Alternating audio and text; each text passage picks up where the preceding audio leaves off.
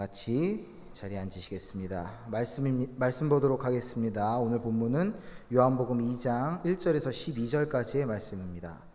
요한복음 2장 1절에서 12절까지의 말씀, 신약성경, 제가 가진 신약성경 144면에 있습니다. 요한복음 2장 1절에서 12절까지의 말씀, 우리 다 같이 교독하도록 하겠습니다. 요한복음 2장 1절에서 12절 말씀입니다. 제가 먼저 읽습니다. 사흘째 되던 날 갈릴리 가나에 혼례가 있어 예수의 어머니도 거기 계시고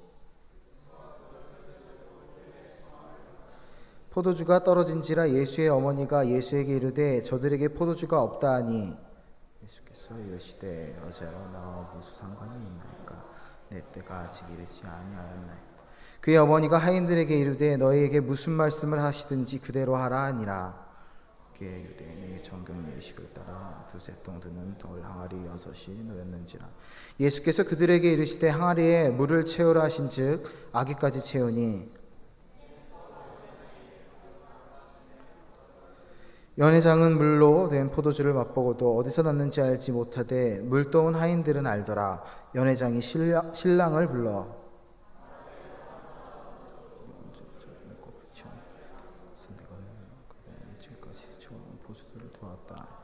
예수께서 이 첫 표적을 갈릴리 가나에서 행하여 그의 영광을 나타내심에 제자들이 그를 믿으니라. 그 후에 예수께서 그 어머니와 형제들과 제자들과 함께 가버나움으로 내려가셨으나 거기에 여러 날 계시지 아니하시니라. 아멘. 자, 가나 잔치는 이미 2000년 전에 끝난 잔치예요. 그런데 여러분, 이 가나 잔치와 같은 잔치가, 또 다른 잔치가 우리를 기다립니다. 자, 1절에서 5절까지의 말씀 중심으로 한번 이야기를 먼저 할게요. 혼인잔치는 어떤 행사예요? 여러분은 아직 못 겪으셨죠? 권사님 제외하고. 여기 집사님들이죠. 혼인잔치, 쉽게 말해서 결혼식이죠. 결혼식이에요. 참 많이 떨었던 것 같아요. 우리 남자 청년들 이거 하나 기억해야 돼요. 피앙새가 생겼어요. 결혼할 사람이. 그러면 누가 제일 중요해요? 누가 제일 중요해요? 결혼할 사람이 생겼어요. 남자 청년들. 누가 제일 중요해요? 왜 대답을 안 해줘? 신부가 제일 중요하잖아요. 남자들은 기억하세요. 모든 것은 신부의 뜻대로. 장재야, 뭐라고요? 화이팅! 경미 화이팅! 네. 모든 것을 신부의 뜻대로 해요. 자, 왜 신부의 뜻대로 해야 되는지 아세요? 결혼식이 행복해야 되니까. 또 반대로 얘기하면 결혼식은 행복한 거예요. 흥겨워야 되죠. 잔치예요. 먹고 마시며 함께 담소를 나누며 춤을 추기도 하고 노래를 부르며 그 자리를 기쁨으로 보냅니다. 그런데 이 풍성하고 흥겨워야 할 혼인잔치에 포도주가 떨어졌어요. 엄청난 사건이죠. 이 고대 근동에서의 포도주는 굉장히 귀중한 수분 공급처기도 해요. 자, 그렇게 어쨌든 그렇기 때문에 마리아는 예수님을 찾아가서 예수님이 이 문제를 해결해 주길 기대해요.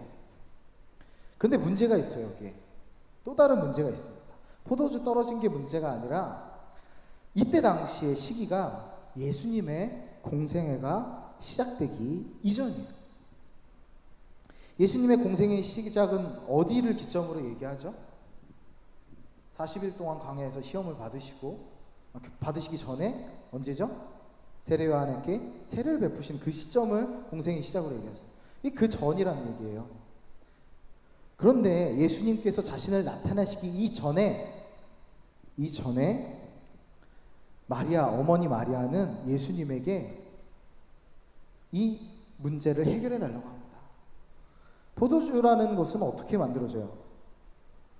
포도 알갱이들을 틀에 딱 모아가지고 착즙을 해서 그 즙을 모아서 숙성을 시키죠. 오랜 기간. 그죠? 숙성을 시키면 발효가 되면서 알코올과 보관이 용이해져요. 그렇기 때문에 포도주를 고대근동에서는 맞았어요. 자, 그런데 그렇다면 아주 쉽게 얘기하면 포도도 자라야 되고 착즙을 해서 이 즙을 발효시키는 과정이 필요하잖아요. 근데 그게 하루 이틀에 되나요? 근데 갑자기 예수님한테 와서 어머니 마리아가 이거를 해결해 달라는 거예요. 근데 여기서 중요한 포인트가 있습니다. 우리가 얘기한 대로 포도주는 쉽게 만들어지지 않아요. 노동이나 이런 걸 딱 떠나서 시간적으로 결코 불가능한 일입니다. 혼인잔치에서 바로 포도주를 구하는 것이. 자, 그런데 마리아가 예수님께 말할 수 있었던, 이 문제를 해결해 달라고 얘기할 수 있었던 이유는 그가 예수님이 하나님의 아들 독생자라는 사실을 알았기 때문이에요. 그렇게 마리아는 예수님에게 말씀을 드린 거예요. 그런데 여기서 예수님의 반응이 이렇죠. 예수님이 이 상황이 자기에게 무슨 관계가 있냐고 얘기해요. 4절에 보면 예수께서 이르시되 여자여 나 무슨 상관이 있나이까 내 때가 아직 이르지 아니하였나이다. 어떻게 보면 예수님 되게 버릇없는 것 같아요. 엄마한테 여자여라고 해요. 근데 이때 말씀하시는 거는 누구로서 말씀하시는 걸까요? 아들 예수일까요? 하나님의 아들 예수일까요? 하나님의 아들. 영적인 권위자 신으로서 하나님으로서 삼위일체 하나님으로서 여자인 마리아에게 말씀하시는 거예요. 내가 구원자 메시아 예수로서 아직 활동할 때가 아닙니다 라고. 현재의 문제에 대해서만 생각하는 마리아와 달리 예수님은 적절한 때를 생각하셨던 거예요. 우리 역시 마찬가지죠. 우리를 돌아봐요. 우리는 항상 간구하기에 바쁩니다. 그죠? 무엇인가 이루어지기를 계속해서 간구해요. 하나님, 이런 업체에 취업하게 해주세요. 연봉 협상 이렇게 되게 해주세요. 이런 학교에 가게 해주세요. 남자친구랑 이렇게 잘 되게 해주세요. 여자친구가 이렇게 잘 되게 해주세요. 부모님과 관계가 이렇게 되게 해주세요. 간구하죠, 계속해서. 그런데 중요한 것은 우리가 그 지금의 문제에만 매여 있어서 앞으로 일어날 것에 대한, 때가 이를 것에 대한 기대와 기다림을 하지 못한다는 거예요. 문제 앞에서 여러분, 우리는 하나님을 먼저 생각해야 합니다. 마리아를 비판하는 게 아니에요. 마리아는 이 문제 앞에서 문제를 해결하는 것만 본 것이 아니라 하나님이신 예수님을 바라본 거예요. 하나님이신 예수님을 바라봤을 때 그분이 해결을 하시던 하지 않으시던 이 문제에 대해서 하나님께 맡기는 행위를 했다는 겁니다. 그리고 그 맡긴 후에 마리아의 행동이 이후 6절에서 10절에 나와요. 마리아가 뭐라고 그래요? 6절에 보면 뭐라고 그러죠? 6절 말고 5절에 보면 이렇게 얘기하죠. 그의 어머니가 하인들에게 이르되 너에게 무슨 말씀을 하시든지 그대로 하라 하니라. 다 맡긴 거예요, 하나님께. 지금 당장에 이 혼인잔치에 누가 신랑이고 누가 신부인지는 기록되어 있지 않아요. 그리고 연회장이라는 사람이 등장하는데 그 사람이 신랑 신부와 어떤 관계인지, 마리아와 예수님과 어떤 관계인지 드러나 있지는 않습니다. 다만 그런 사람이 있었다고 성경은 증거하죠. 마리아는 왜 그랬는지 몰라요. 예상키는 가족이나 친지였던 것이 아닐까라고 학자들은 예상해요. 자, 그런데 이 곤란한 상황에 처한 연회장과 신랑 신부를 위해 마리아는 하나님께 맡깁니다. 그리고 그 하나님이신 예수님이 움직이실 때를 하인에게 지시해요. 끝까지 믿고 따르라고. 이것이 그녀의 믿음의 순종이에요. 쪼르지 않아요. 쪼른다는 얘기가 없잖아요. 봐봐요. 포도주가 떨어진지라 3절에 보면 예수의 어머니가 예수에게 이르되 저들에게 포도주가 없다 하니. 마리아는요, 예수님 아니면 아들 포도주가 없다고 하는데 좀 해주면 안 될까라고 한 게 아니라 그냥 예수님 포도주가 없다네요 라고 해요. 대부분 성경에서 간곡한 부탁이나 강조를 할 때는 같은 말을 반복합니다. 예수님이 여러 제자들에게 말씀하시면서 당신을 나타내실 때 내가 진실로 진실로 너에게 이르노니 라고 하시잖아요. 이런 것이 성경에서 말하는 강조의 표현이에요. 근데 여기서는 그런 게 나타나지 않아요. 그저 말씀하신 거예요. 마리아. 그리고 그분의 대답을 듣고 기다립니다. 자, 예수님은 그 믿음의 순종을 보시고 움직이시죠. 그녀의 믿음의 순종을 보고 움직이시는 거예요. 물로 포도주를 만드는 표적을 행하세요. 하인들은 예수님의 말씀에 따라 항아리에 물을 채웁니다. 그리고 연회장에 그것을 나르며 결국에는 그 물이 변하여 포도주 된 것을 보게 돼요. 얼마나 놀라운 일입니까? 얼마나 놀라운 일이에요. 여러분, 이런 표적을 여러분들이 본다면 여러분 신앙이 확 성장할 수 있을까요? 과연 그럴까요? 여러분, 중요한 거는 표적이 아니에요. 가나 혼인잔치에서 물이 포도주로 변한 표적은 그저 가시적으로 나타나는 하나님의 권능일 뿐이에요. 우리가 그것을 믿는 게 아니죠. 물이 포도주로 변한 걸 믿는 게 아니라 그것을 행하신 이 하나님, 우리 아버지 예수 그리스도, 우리를 인도하시는 성령님을 믿는 겁니다. 우리의 믿음 없음을, 믿음의 약하심을 아시는 예수님은 우리에게 항상 그런 표적과 기사를 통해 우리를 믿음의 길로 인도하십니다. 지금 제게 나타난 일도 마찬가지죠. 예상하지 못했던, 그 누구도 예상하지 못했던 일들이 우리에게 일어나게 된 거예요. 우리는 그것을 믿음으로 반응해야 합니다. 우리가 예수님을 따를 때 필요하면 그분은 기적도 경험케 하시고 그것을 통해 더 깊은 신앙으로 이끄실 거예요. 그때 그 일을 행하신 분의 손길을 알지 못한다면 그저 그냥 일어난 표적만, 일어난 기적만 대단해, 신기한 일이라 라고 이야기하고 끝난다면 우리에게는 아무 의미 없습니다. 그 상황에서 일하신 분이 누구신지 그 상황을 이해하고 그 상황을 만드신 분을 믿고 따를 때 우리는 진정한 신앙의 성장, 믿음을 경험할 수 있는 거예요. 자, 이제 11절, 12절에 보면 가나 혼인잔치가 예수님의 기적 때문에 잘 끝났어요. 이 기적은 예수님의 영광을 나타내는 첫 표적이었어요. 예수님의 영광은 십자가의 죽음과 그로 인한 결과를 말해요.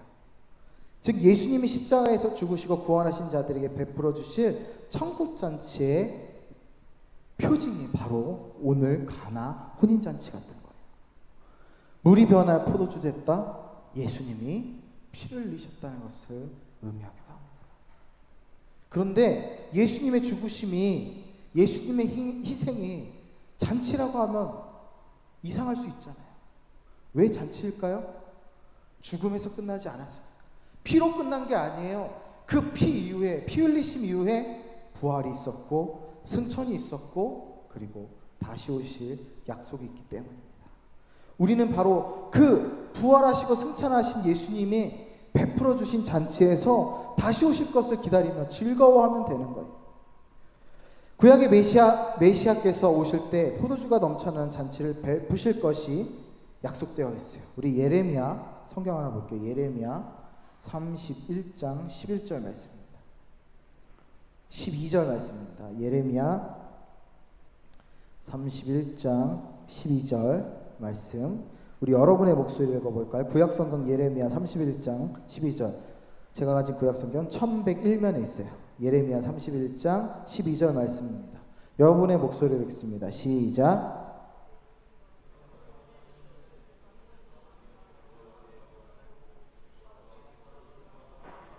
기름과 어린 양의 때와 소의 때를 얻고 크게 기뻐하리라. 그 심령은 물된 동상 같겠고 다시는 근심이 없으리로다 할지어다. 네. 찬양 가사 같죠? 맞아요. 그래요. 예수님이 메시아가 오실 때의 모습입니다. 예수님은 바로 자신이 메시아의 잔치를 베풀 영광스러운 존재임을 오늘 가나 혼인잔치의 표적을 통해 알려주셨어요. 구약의 예언이 신약에서 성취되었고 우리는 예수님의 진정한 하나님으로서의 면모를 발견할 수 있는 것입니다. 우리가 사는 날 동의 고통은 끊임없이 찾아옵니다. 정말 끝인 것 같은 고통이 있을지라도 여러분, 우리가 믿을 것은 그것이 끝이 아니라는 거예요. 죽고 싶을 만큼 힘들다라는 표현이 있잖아요. 그런데 그거는 죽고 싶을 만큼이지 죽어야 될 표적은, 죽어야 될 고통은 아니라는 거죠.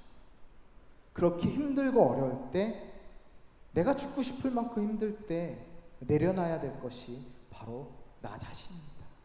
내 마음의 보좌에 있는 내가 죽고 싶으면 죽이세요. 내 마음의 보좌에 있는 나를, 그리고 그곳에 예수님을 올려드리십시오.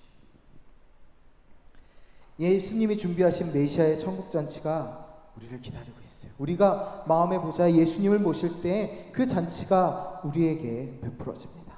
우리가 희망을 갖고 앞으로 계속 나아가야 하는 이유는 바로 그 잔치에 우리가 초대되었고, 어쩌면 이 땅에서 이미 하나님이 우리에게 베푸신 혼인잔치가 이루어지고 있기 때문이에요.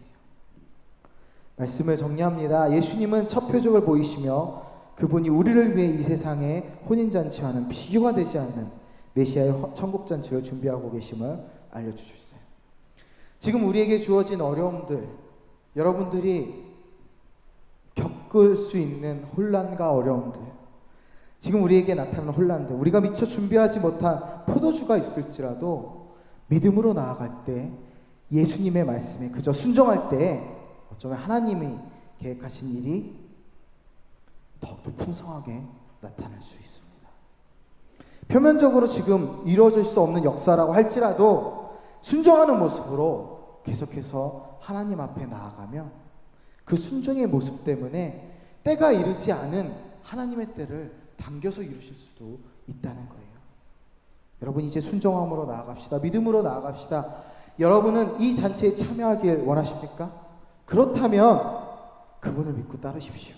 온전한 순종이 우리의 삶을 변화시킵니다. 사랑합니다. 축복합니다. 우리 함께 찬양하고 기도할까요?